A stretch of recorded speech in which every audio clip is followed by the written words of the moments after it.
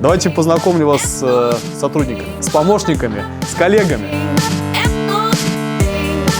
Вот эти ножницы Эрди, мы называем их BMW.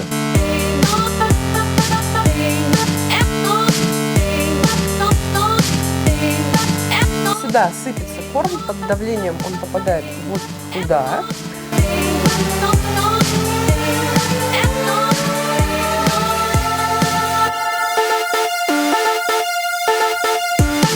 Всем привет! Сегодня мы решили разнообразить нашу серию выпусков о мире фальца и сделать специальный выпуск «Пока все в мастерской». Ну вы поняли, пока все в мастерской, это то же самое, что пока все дома. Да, и специально для этого мы приехали в гости к Павлу Огурцову. Согласитесь же, всем, наверное, будет интересно посмотреть, как выглядит настоящая мастерская кровельщика. Погнали!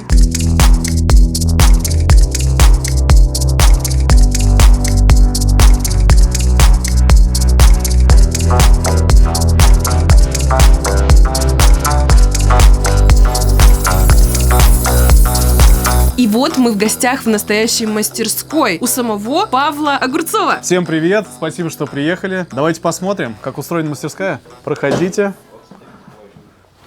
В принципе, все так вот. Инструмент, столы рабочие, станки. Давайте познакомлю вас с сотрудниками, с помощниками, с коллегами. Максим. Очень приятно. Классные вещи делает, аккуратист. Константин делает очень сложные заказы. И наш Артем, это наша боевая сила. Давайте про рабочее место много расскажу. Рабочие столы, столы мобильные, на колесиках, колесики фиксируются, везде ящики, в ящиках лежит все самое необходимое. Есть дополнительные элементы в столах, есть специальный профиль, квадратный, круглый, разного диаметра. Это полнотелый, то есть получается он тяжелый.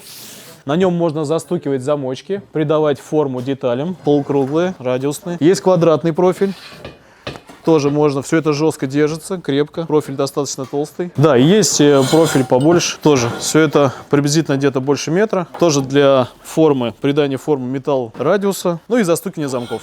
Инструмент у нас в основном идет, это компания Milwaukee. Как-то привыкли к нему, работаем, пользуемся, классный инструмент. Потом идет у нас G-SIPA, это у нас аккумуляторные заклепочники. Инструмент компании 25 мм, бендер. Бендеры у нас еще есть, но мы не все бендеры выставляем на витрину. И дополнительные руки, опять же инструмент компании 25 мм, классный инструмент компании Edma, дырокол, отверстие можно делать в металле. Очень сильно помогает. Так, есть еще у нас здесь инструмент, тоже представлено. Здесь, опять же, компания 25 мм, другие компании мы не используем. Ножницы, киянки, опять струбцины. Здесь еще есть. Есть еще инструмент, но не все выкладываем. Есть станочек, тоже был куплен, это 2019 год, свежий, но мы его забрали с выставки Mosbuild. Нам в этом помогла Алиса. Мы тогда только познакомились на соревнованиях у Никмы. И через 2 недели мы у нее купили этот станок, приобрели. Станочек классный, где-то почти 1 000 000 стоил, ну ничего. Вот такая есть приобретенная тоже вещь. Ну, у нас вроде чисто, но проверим, да? Сейчас проверим. О, смотрите, нашел. Катаемся, катаемся, смотрите.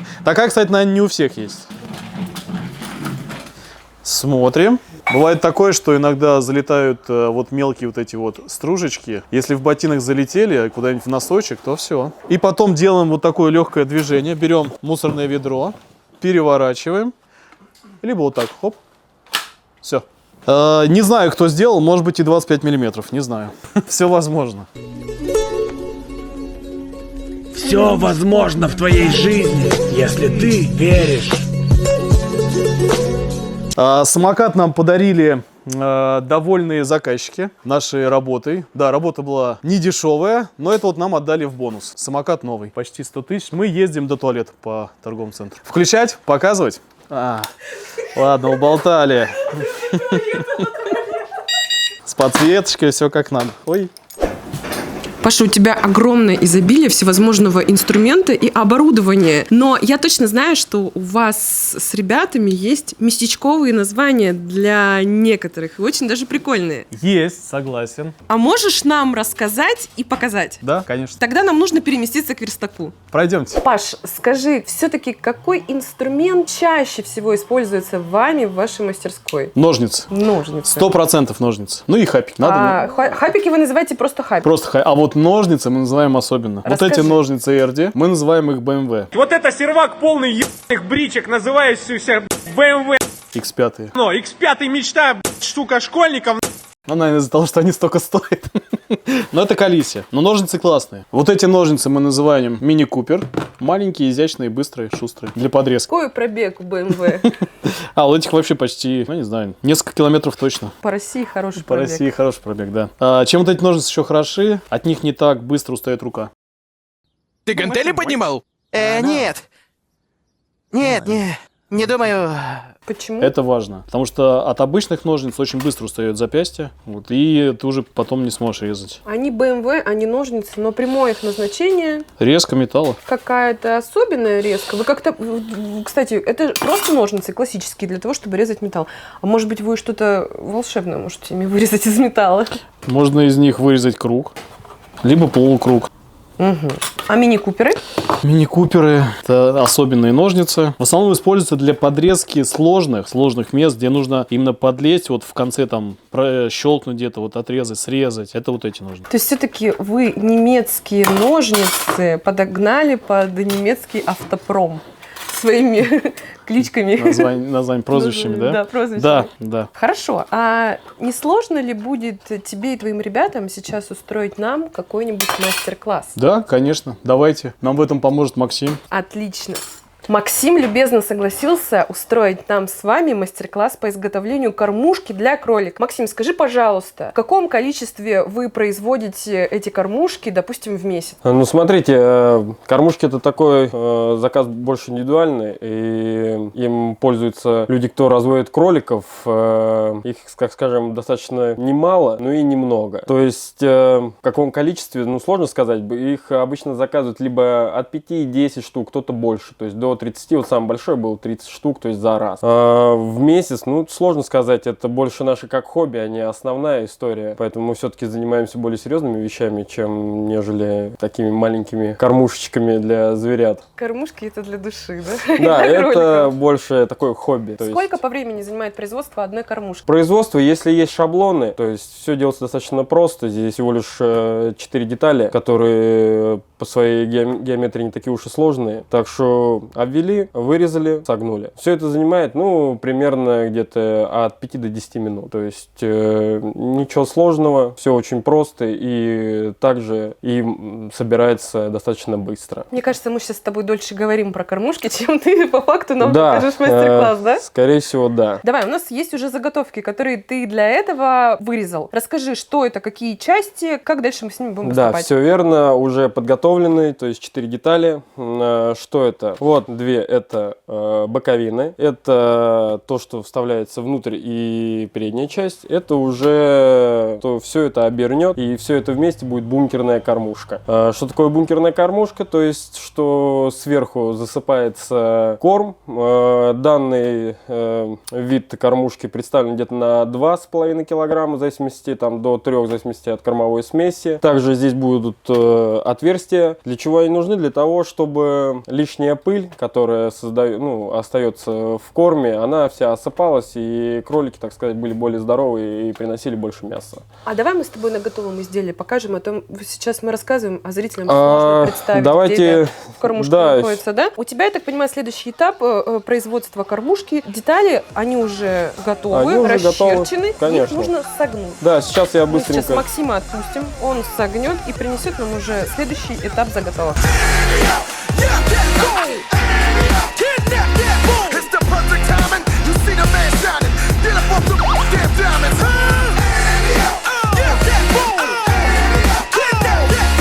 Пока Максим готовит детали для того, чтобы продолжить мастер-класс по изготовлению кормушки для кроликов, Константин нам сейчас ответит на вопросы щепетильные, которые нас интересуют. Константин, сколько лет существует ваша мастерская? Ну, мне сложно так сказать сразу. Ну, больше 5 лет. Это уже достаточно солидный возраст для мастерской. Скажите, а вы территориально, то есть я-то сейчас понимаю, что мы территориально здесь находимся, а наши зрители нет. Давайте расскажем, вот они увидят вас и захотят к вам приехать. Куда им ехать? Ну, это Московская область, Чеховский район, село Молоди, строительный рынок, стройдвор на Молоде, так и называется. Павильон А21, А20. записывайте адрес и обязательно приезжайте сюда. И еще ниже в описании вы найдете номер телефона, по которому можно связаться с ребятами. Хорошо, Константин, скажите, а кто в основном обращается к вам с какими-то запросами, с какими-то, может быть, просьбами? Мы вот сейчас буквально недавно, да, видели, как вы побеждаете защелку. А как часто бывают вот такие нетипичные заказы? Очень часто. На самом деле нетипичные заказы у нас бывают практически каждый день. Особенно зимой. Зимой люди понимают, что мы летом особо загружены, а вот зимой у нас процентов 90 идут нетипичные заказы. То есть какие-то маленькие, какие-то совсем, вот даже которые мы ни разу не делали. Что Вот. самое необычное просили сделать у вас из металла? Самое необычное — кожух для видеокамеры, помню. Таких мы делали штук 12, наверное. И они под разными углами. То есть нужно согнуть так, чтобы кожух был в объеме, соответственно, параллельно потолку, и чтобы видеокамера еще под углом наклонялась. То есть это очень довольно-таки сложная задача была. Рассчитать эти углы, потом сделать и согнуть. А для чего им нужны были эти кожухи? Чтобы закрыть эти видеокамеры, которые на тот момент выглядели не очень презентабельно. И человек захотел это сделать. Мы это сделали. А что чаще всего запрашивают? Чаще всего, конечно, стандартное. Что-то стандартное изделие для кровли, для фасадов и так далее. Какая средняя пропускная способность вашей мастерской? Я вижу, что у вас здесь 2 входа. Сколько в среднем людей в день к вам приходит именно пешком сюда, вот, в эту мастерскую? Больше 20-30 человек вот так вот в день. Это те, которые конкретно что-то заказывают. Какой самый любимый заказчик для вас? Самый любимый заказчик, который не задает лишних вопросов. Доверяет вашему мастерству, Да, правильно? который полагается на наш опыт, на наши знания и, соответственно, доверяет нам во всем. И теперь вопрос, наверное, из разряда экономики. Себестоимость какого изделия самая маленькая, а розничная цена большая? То есть то, на чем вы зарабатываете самую большую вот эту разницу, маржу. Самая большая маржа у нас идет в основном небольшие какие-то, но сложные детали. Это, допустим, где много трудоемкости. Металла мало, а трудоемкости много. Это, например, дымники на трубы. Пускай даже маленькие, но они занимают очень много времени и кропотливые такие. Индивидуальные заказы, правильно понимаю? Да, это индивидуальные заказы под размеры заказчика и под желание заказчика. Константин, ну очевидно, что вы свое дело любите, болеете им. Спасибо большое, что так развернуто и откровенно ответили на наши вопросы. Да, пожалуйста.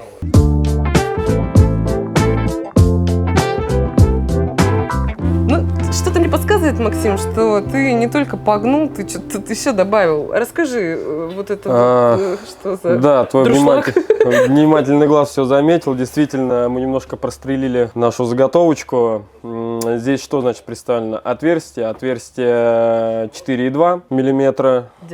Диаметр. И не дырка, главное, отверстие, правильно? Технологически, да. Так, что? Все готово. Подсогнули. Подсогнули на... Подсогнули для чего? Для того, чтобы оно между собой зацепилось? Да, это будет все соединяться. Покажу как. Это все достаточно просто. Все это было согнуто у нас на, как правильно, щектель. Щектель. Будем учить немецкий. Вот. Что, приступим? Да. Значит, так, начнем. 2 заготовочки, это боковины. Вот это фронтальная часть.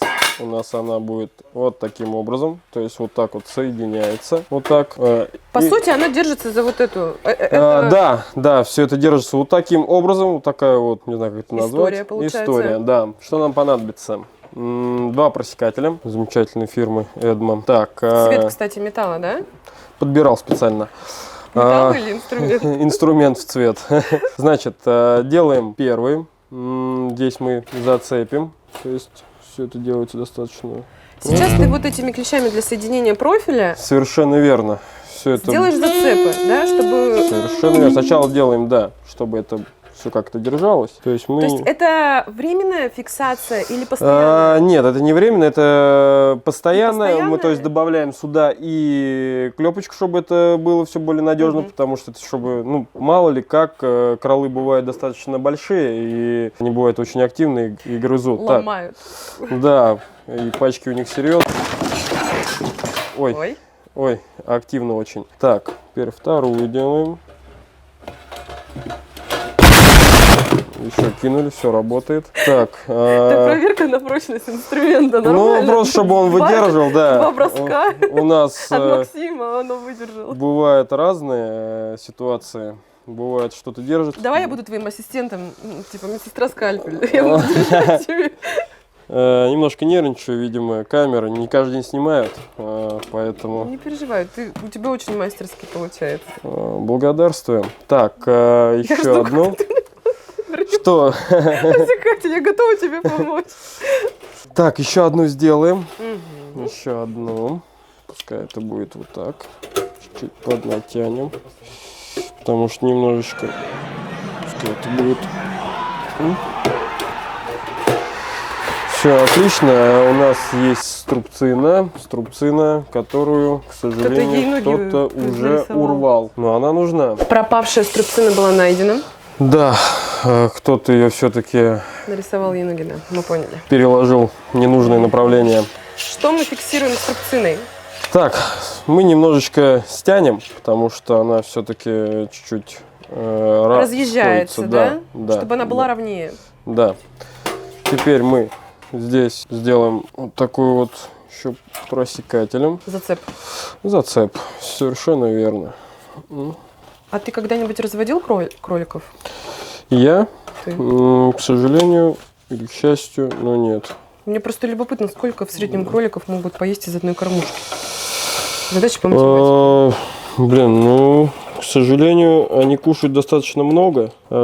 Мы общались с людьми, кто конкретно занимается Кролями. кролями, да, кролями. Они кушают достаточно активно, много и требуют за собой еще и уход, потому что они все-таки достаточно подвержены заболеванию, ну, от сырости или еще от что-то. Почему еще здесь очень важно, чтобы острых углов не было. Вот это все, сейчас мы все это тоже уберем. Чтоб не поубивались. Нет, мордочки свои царапают, у них они достаточно такие, как оказывается, нежные, да, очень нежные. Поэтому надо все это убирать. Мы с тобой добавили, особенно я. Да, вы очень помогаете. Я не мешаю, я уже молодец. Замечательно. Дополнительные фиксирующие вот эти Да, зацепы. мы сделали просечки, то есть потом мы это все кияночкой подстучим, чтобы все это было отлично, потому что они здесь не до конца их разжимают. Ну, точнее, зажимают. Вот, и будет все замечательно. Там получается принцип такой, что просто намечают этот инструмент усики. Да, он два металла, получается, листа металла, просекает и их таким образом скрепляет. Также этот просекатель он же используется еще для металлопрофиля, кто работает с гипсокартоном. В принципе, это его основное назначение, просто видишь, какие вы умельцы, приспособили у между кого делом, основное, да, у нас оно немножко и другое. Так, возьмем вот этот замечательный. Это уже просекатель отверстий.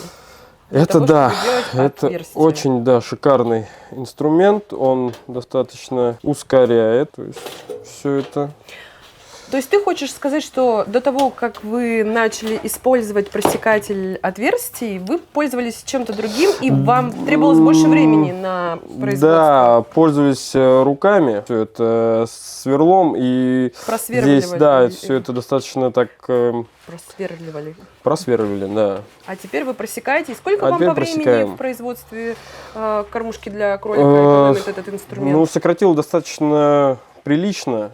Где-то, ну, не будем врать, но минут на 15 сократил, потому что все эти отверстия тоже занимают времени, чтобы просверлить. Также надо как-то это все удержать, придержать, это все неудобно, все очень мелкое, поэтому это отличный инструмент. Я правильно тебя понимаю? Ты вначале сказала, что в среднем производство кормушки занимает у тебя сейчас с этим инструментом 5-10 минут. Да, совершенно верно. А до этого, без этого инструмента, если отталкиваться от той информации, которую ты мне дал, 20-30 минут, верняк? Занимал, да, 25 где-то минут, потому что надо было просверливать. Кто-то собирает все это сугубо вот таким вот просекателем. То есть это все достаточно тоже быстрее, но, на мой взгляд, это не так надежно, потому что все-таки металл начинает расшатываться, даже как бы не подстукивали. Клепочка, она заклепочка, она все-таки имеет место быть. Вот именно вот в формате Да, этого изделия? именно в формате, потому что, ну, здесь, сами видите, не такой большой, как это сказать, хлястик, который может отскочить и навредить кролику, что сказать, нанести травму. Поэтому лучше перестраховаться. Чем не достраховаться. Да, ну и запас прочности. Просто запас прочности. Это всегда лишним не бывает. Тем временем мы подходим практически к завершению. Так. Максим, а какое у тебя самое любимое изделие, которое ты с большим удовольствием делаешь в мастерской?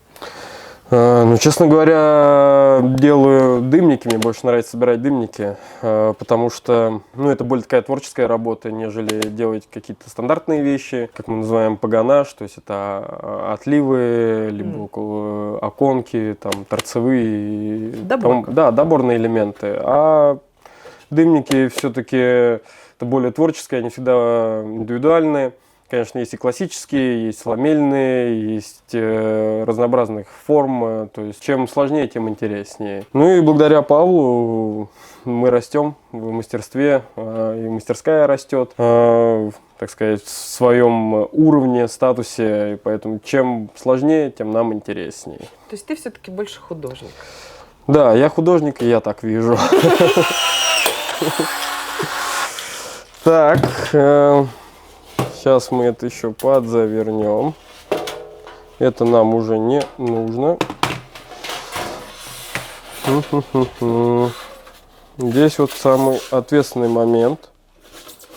Сойдется, не сойдется? Да, надо подтянуть немножечко.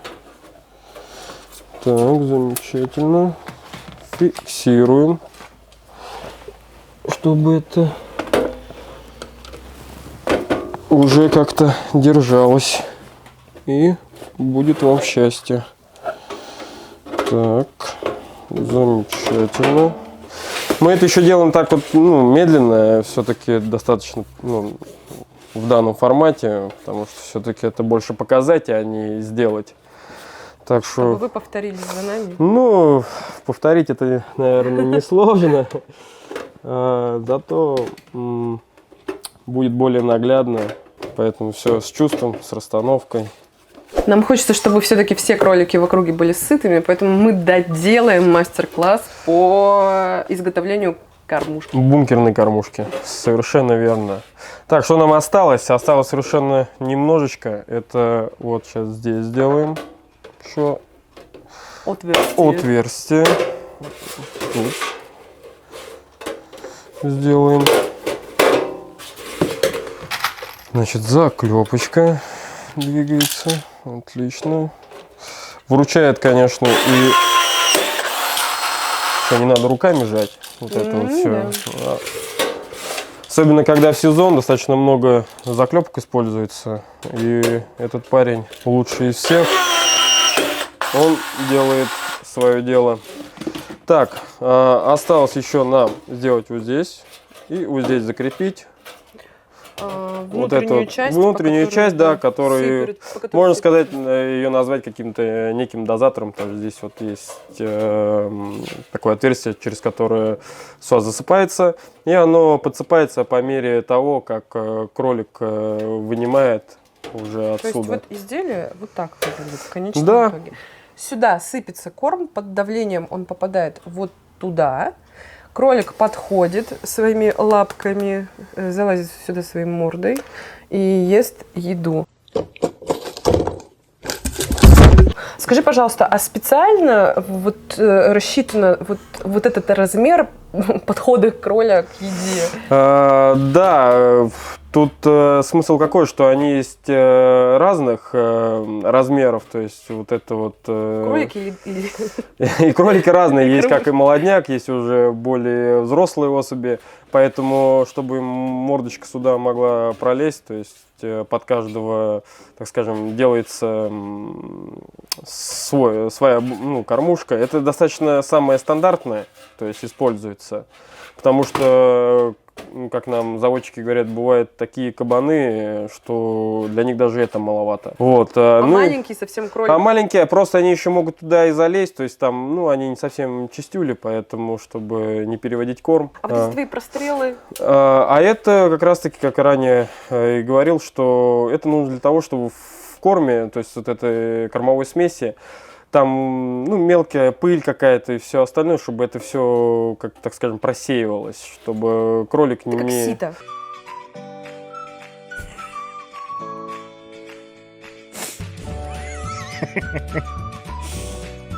Я так внимательно начал читать эту поговорку. В конце просто огонь. Да, грубо говоря, то есть не больше, не меньше. Это сугубо для отсеивания вот этой ненужной пыли и еще вот таких вот мелких частиц. Теперь вы знаете все о кормушках для кролей. Да, совершенно верно. Но смотрите, это полимерный металл. Что важно. Да. То есть мы выбрали, я выбрала этот цвет металла исключительно потому, что он яркий и красивый, но все-таки лучше использовать оцинковку, но в принципе вроде как и не возбраняется и с полимерным покрытием, но, как сказать, на вкус и цвет. Все кролики разные. Все кролики разные. Мы с тобой обсуждали оцинковку и с полимерным покрытием, да? Вот, да. Кстати, обратите внимание, здесь все углы обработаны. Мы просто сейчас не будем тратить ваше время на то, чтобы показывать, что вот эти углы острые нужно закрутить. Да. Они должны выглядеть вот так. Вот она вот так вот выглядит в идеале. Это из такого металла, да. Это оцинкованный металл, то есть все края уже обработаны специальным напильничком, как его правильно называть, драчевый. С крупным зубом. Вот, все это, здесь тоже это загнуто. То есть кролик не порежется, ничего, здесь тоже все обработано, все скруглено. И также крышечка, которая накрывается сверху. Все это для того, чтобы, ну, если это где-то, на открытом пространстве, да, чтобы никак там влага лишняя не попадала. Поэтому, ну, такая вот незамысловатая, но в то же время нужная вещь. Максим, скажи, пожалуйста, себестоимость у такого изделия какая? Из оцинковки или из полимера? Ну, смотрите, тут больше у нас такая небольшая хитрость. Все-таки, когда мы делаем из полимера, это у нас какие-то остаточки остаются металла, мы их перерабатываем. Также с оцинковкой, но по себе стоимости, ну, вот как с работой, да, она стоит там 400-450 рублей, ну, в зависимости от размера, там, или каких-то дополнительных вещей, то есть крепеж здесь еще может быть. А выходная стоимость? То есть розничная? Так я про розничную сказал, а не будем говорить, сколько она стоит в номинале.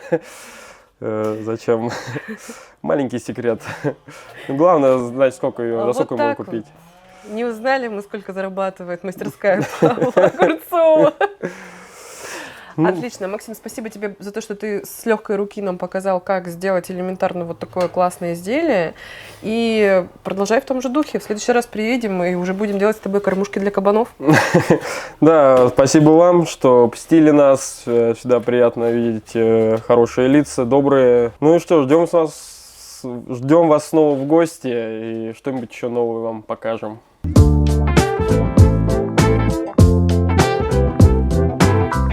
Ну вот наша встреча, к сожалению, подходит к концу. Мы провели сегодня увлекательный, интересный день в мастерской Паши, познакомились с его ребятами, которые помогают ему справляться со всеми заказами, которые в большом количестве проходят через это место. Нам кажется, что у вас так красочно и разнообразно на стенах, но чего-то все-таки не хватает. Не хватает вам, само собой, помощниц.